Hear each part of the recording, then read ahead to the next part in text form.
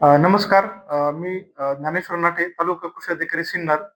तर तालुक्यामध्ये चांगला पाऊस पडल्यामुळे जवळपास 100% 103% पेरणी पूर्ण झालेली असून त्यामध्ये सोयाबीनची 100% सोयाबीनची जवळपास 30,000 हेक्टर तसेच मका पिकाची जवळपास 170% पेरणी झालेली आहे. त्यामध्ये मका पिकाचे जे सरासरी 14,000 क्षेत्र जे आहे, त्याच्या अगेन्स्ट आपली आता जवळपास 25,000 हेक्टर पेरणी मका पिकाची या तालुक्यामध्ये झालेली आहे.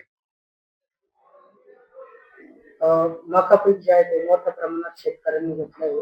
भविष्यात त्यांना खतांची गरज भासेल तर त्याच्यासाठी तुम्ही काही नियोजन केलं? निश्चितच सध्या मका पिकासाठी तालुक्यामधून युरियासाठी मोठी मागणी आहे.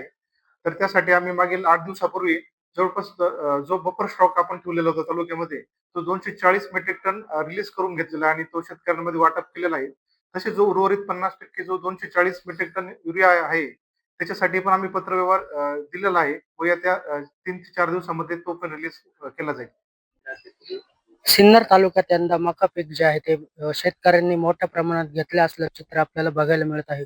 आपण या ठिकाणी बघू शकतो की शेतकऱ्यांनी जे आहे ते चारा अ, म्हणून मका पिकाला जे आहे ते मोठ्या प्रमाणात पसंती दिल्याचं आपल्याला बघायला मिळत आहे.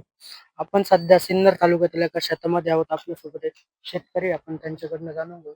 बाबा, अ, संपूर्ण तालुक्यात मक्याला पसंती देण्यात आली. काय कारण आहे यामागचं? आता बाकीचे पीक परवडत नाही आणि दुधाच्या ह्याच्यात थोडं दुधाकडे शेतकरी वळाल्यामुळं मकाच्या चाऱ्यासाठी मकाचा वापर जास्त होतो. आणि मका पिकवण्यासाठी साधारण खर्च किती येतो? तर एकरी तो 30,000-31,000 रुपये, 30,000-35,000 रुपये. आणि मक्याचा जो चारा आहे तो उन्हाळ्यात तीव्र चारा टंचाईची जाणवत असते. पण आता पावसाळ्यात सगळ्यांनी मका पीक घेतलंय. पावसाळ्यात ते टंचाई जाणवू शकते का असं आपल्याला वाटतं का? नाही रेग्युलर तर चारा ठेवाच लागतं ना. चारा तर हमेशा लागतोच. आणि आता बाहेर कुठं चरायला जागाच राहिलेली नाही. त्यामुळे शेतातच चारा तयार केला पाहिजे.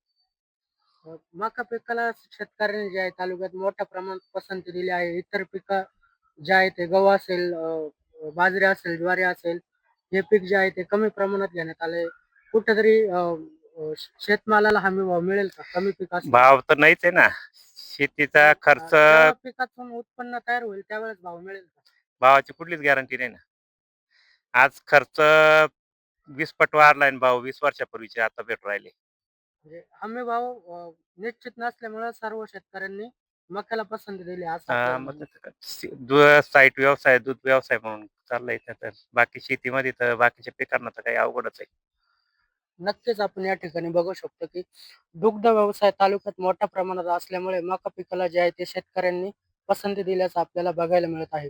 योगेश माळनकर, TV9 मराठी, सिन्नर, नाशिक.